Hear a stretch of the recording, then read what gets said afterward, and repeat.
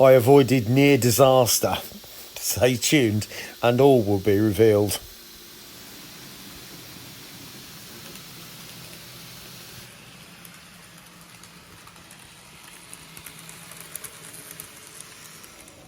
Well, good afternoon everyone and welcome back to Piccadilly. Now this is a bit of a deja vu moment, isn't it? But as I said in the last video, then I'm going back to this unit for two reasons. Basically for the water pour along that with the Goit Cliff viaduct area, and also to fit this into the scenery, to get rid of the gaps, to strengthen the trees, put screens in and all sorts of different bits, and I'll explain that when we get there. But you probably have noticed this area here has been changed slightly, and that's because I've needed to do some remedial work. First of all, I noticed this area wasn't completely flat and there was a bit of a step in it, and obviously that's a bit of an area where resin could literally just pour out, and so I'm trying to avoid all those types of areas. So what I've done is I put some electrical tape over the top of that, and then masking tape underneath and up the sides, and I packed the area with sand, the same stuff as I use for the ballasting, the same as this, but literally just pack it out with sand, and then I literally soaked it with super glue. That's sorry about the washing machine in the background, but hopefully you can hear that's now gone rock solid. But also in varying places down here I noticed there was some cracking. Now I am going to go over this again with a varnish just to make sure, but again it was literally just pack the area with sand and pour in more super glue, so hopefully that's sealed them all up. But there's this area just here. Now as you probably remember, this area here, there is a curved weir. So this is the higher area and this is the lower area. Now the height difference between that and that at the moment is only about 2 mil. So I really do need to raise this up by at least another 3 mil. So there's a good 5 mil between layers. Kind of like that. Now I changed my mind in the way I was doing things. I did suggest that I was going to fill with filler all that, but I put filler in down here, as you can probably make out at the bottom, but it was taking ages and ages to dry. So in the end what I decided to do was to put a deep piece of plastic card, which was probably about 7 or 8 millimeters deep, and put that in, glue that in with super glue, backfill that with sand and then super glue over the top, and then went outside and got some stones and then put sand in, and then put some normal regular ballast that people use for the track, i.e. that type of stuff. And then you could probably make out some 3D printed chippings. If you remember a while ago I put some of the scraps into the blender, and that's what I ended up with. So that's been used quite effectively. That will have a tone put over the top, but then that was literally just sprinkled over with super glue.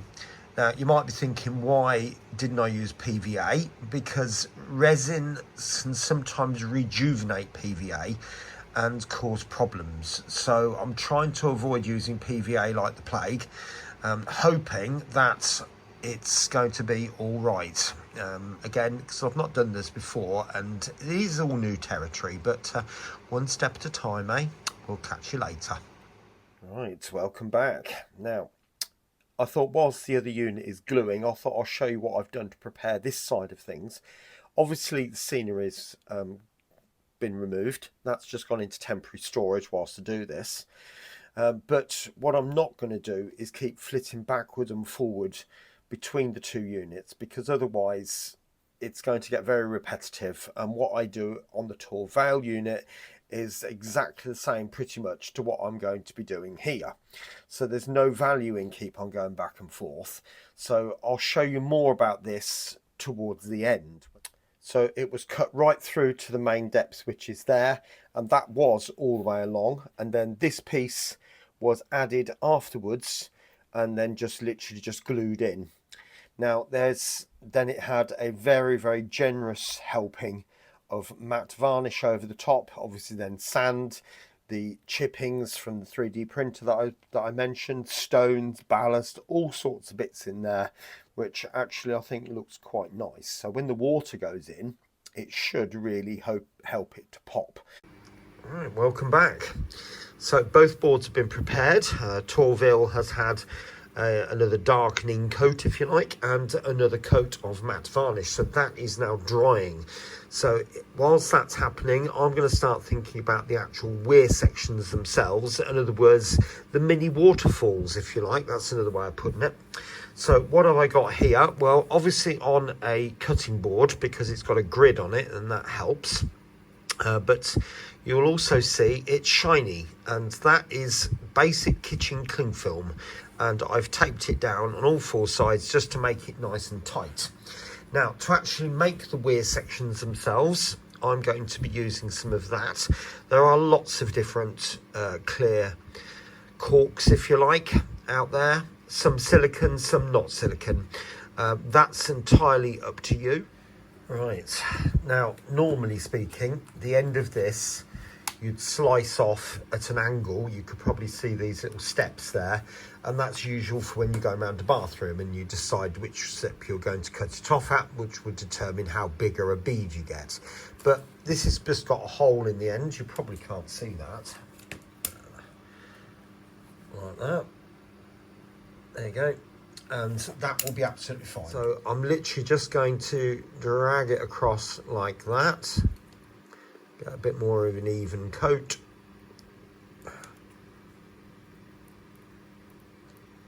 Like so. And then I'm just going to put some little bits coming down like that. Like so. Okay. Now I'm going to take my cocktail stick and I'm going to agitate this top bit and just drag it down like that. In fact, if you want to see another YouTuber doing it, Kathy Millett did one on weirs and another one on waterfalls, and I'm using her method of using the cling film. Well, that's all the silicone dried overnight, and you'll probably have realised I've actually cut it out as well. So you'll probably just see there, you leave a tail on the top side, you cut it to the width that you want and the length that you want. Now, let me show you what I mean. Kind of like that. Now, what I'm going to do now is use the silicone to seal that in. Right, so as you can see now, I'm putting the silicone along the top edge and behind the dam, if you like, that I've created, and that will then create a bit of a seal for when I put in the weir section. Make sure that the lip goes on the very top, and I compress that bit down so the tail of the I'm calling it silicone, but whatever it is, compound if you like, is tucked down behind the ridge that we made yesterday. And I made this sort of dam ridge, whatever you want to call it, so that the water or the resin, when it goes in, has got somewhere to stop.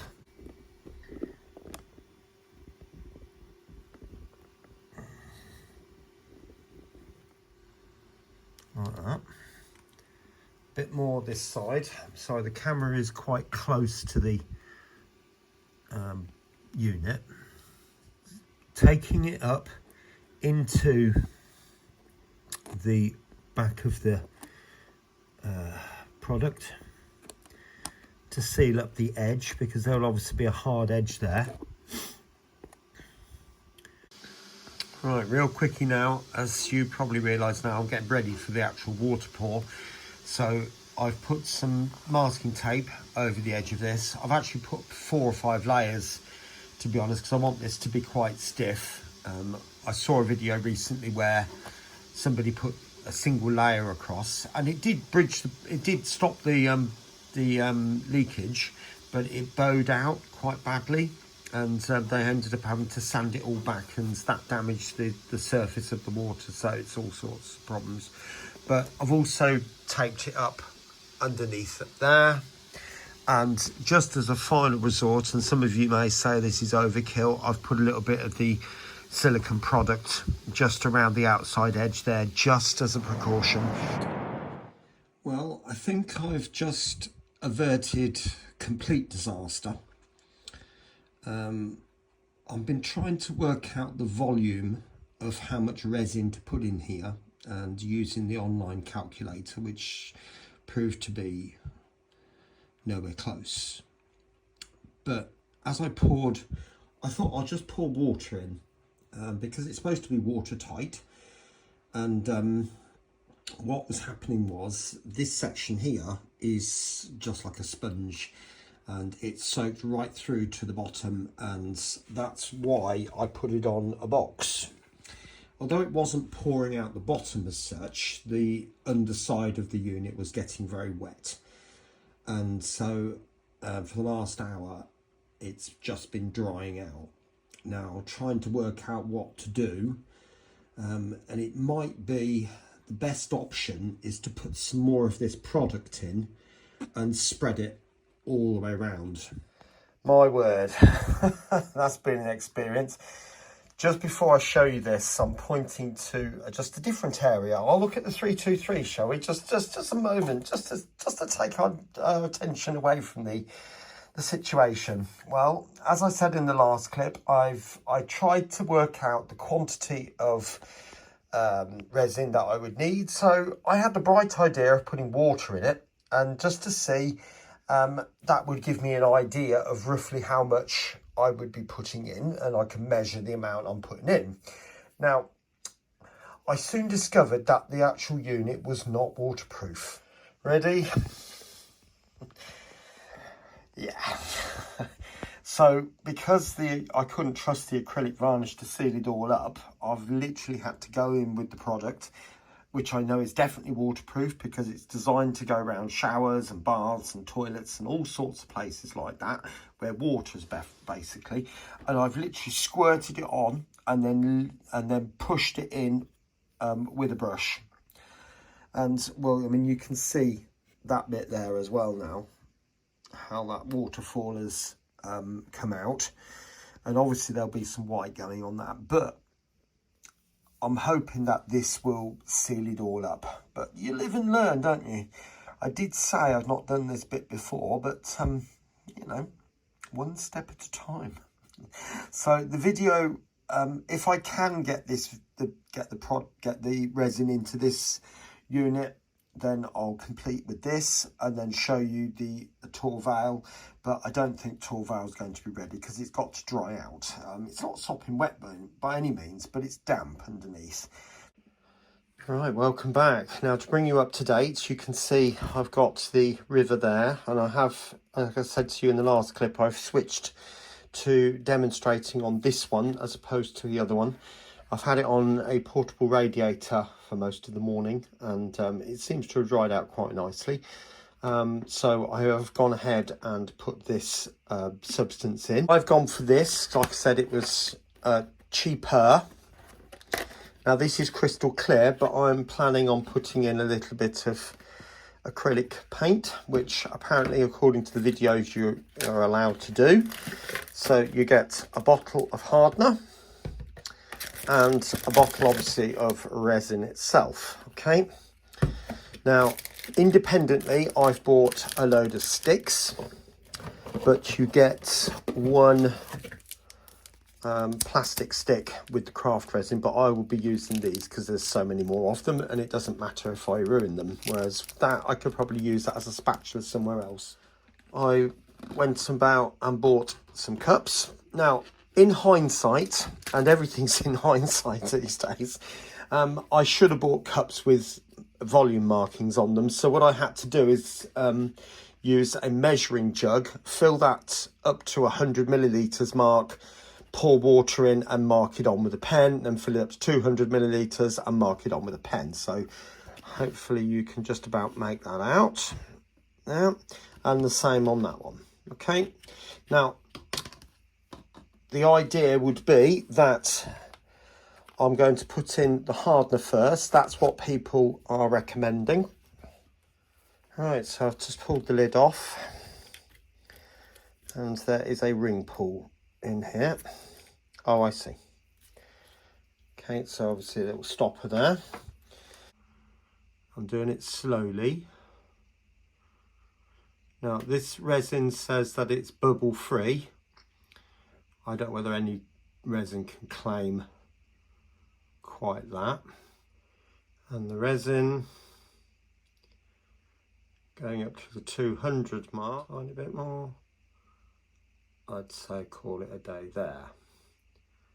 And now this bit people say is the most important, and I don't know whether you can see that, but just the start of that, it's created lots of swirls. Now one particular video said stir slowly, and the recommendation is 3 to 5 minutes, and you keep going until it's crystal clear. Well, I think I'm about there. That does look an awful lot more clear, and although there's bubbles in it, I can't see any more swirls. So now it's time to think about the paint. Now I've no idea how much to put in, so the advice is start small, so I'm going to use a little bit of that, like that much, and try and see how it works out. And then the advice is to bring it up the side when you think that it's all mixed in. Okay, I think I've mixed up as much as I want to, and you can hopefully see the colour there. It's literally just tinted. It's not massively brown, because I do want you to be able to see the riverbed, otherwise there's no point in doing that. Now this was the amount of paint that I actually put in. You saw me put in there, so it was what, half a teaspoonful, if that. Now I'm literally just going to pour a tiny little bit, not a lot, and just go the full length. A bit down there. Oops. These plastic cups are difficult to hold on to. And just tip it.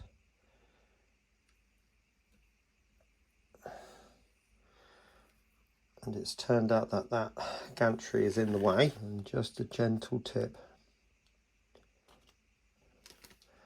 Now I'm going to spread that to the edge. At the moment I'm not worried there's a bit of foliage in it. Just spread that out.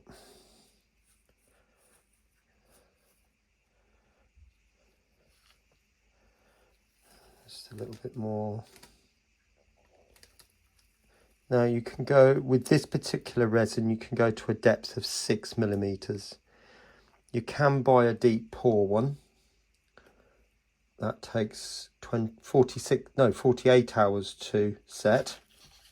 There's a bit of a bubble there, so I'm just going to pop that. Just bring it across.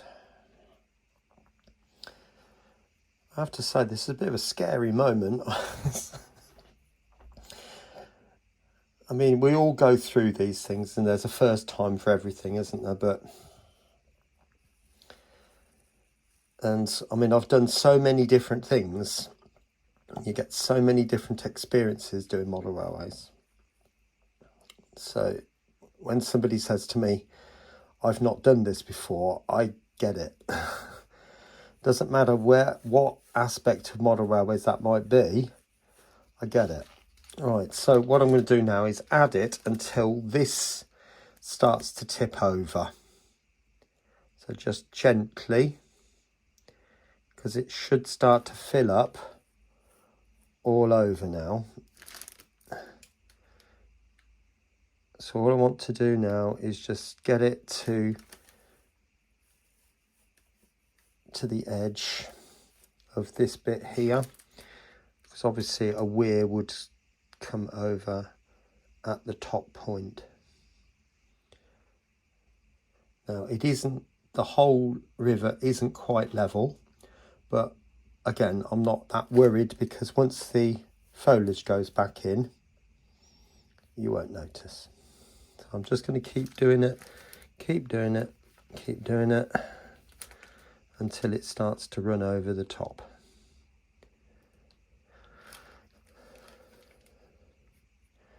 Get in there a little bit. Just keep adding the edges. I'll just show you this little bit until it starts to go like, I think just there. I think that's probably about it. Well, there we are. Now this is about 6 or 7 hours after the pour, and I can honestly say I haven't had to deal with any bubbles whatsoever.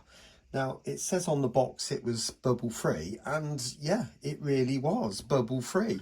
Now, you might be able to notice a couple of bits, like there's a little lump there, which is a little bit of foliage underneath on the riverbed. There is also another little bit just there, which is also another little bit of foliage on the riverbed. That's a bit of dust, which has just landed on since. But I'm very, very happy with the way that's turned out so far. Now, if I just bring you forward slightly, you can see the riverbed. And I was a little bit concerned that I'd done it a little bit too dark, but you can actually see inside the water. And the River Goyds isn't the cleanest of rivers. It is, the riverbed, or the river, is actually very, very brown. I'm not going to show you a picture of it now, but you're welcome to go and have a look. And yeah, so both units will have a very dark water in them, because that's the way it is. Now, as an interesting thought, this was the remnant from the pour. And that's how, in other words, how much was left over. And within an hour and a half, that was solid. Now, slightly gooey around the edges maybe, but that had gone off within an hour and a half. Now, I'm not going to do that with this one for obvious reasons, because knowing my luck, I'll end up putting a divot in it, and that will be that'll be disaster completely. So I'm just going to leave it as it is, and then look at it again tomorrow or even Monday. I might just leave it a couple of days, but it does need water effects putting on it now, so ripples, which I should do with Mod Podge. This area here does need to have the waterfall-y type bits, the weary bits put on. White water in this area here again, which I'll do with the Mod Podge, but that won't be in this video, I'm afraid. It's I've had enough. So, and not only that, I don't want to push my luck. Just as a little side note on the Torvale board, I've had to remove the bottom of the board to go right deep underneath the riverbed from the bottom of the board and seal it up from underneath there. I think I'm going to take Les Cliff's advice and pack it with some foil underneath and really stick that down hard from underneath, and so on and so on and so on, and just go completely overboard. I don't want that to leak in any way, shape or form, for obvious reasons. It took a very long time to make that, and I don't want to have to do it again. So I'm sure you understand. Anyway, I'm going to leave the video here. I hope you've enjoyed it, and I will be back, hopefully a little bit more successfully, very, very soon here on Piccadilly. You take care of yourself, and I'll see you again very shortly. Bye for now.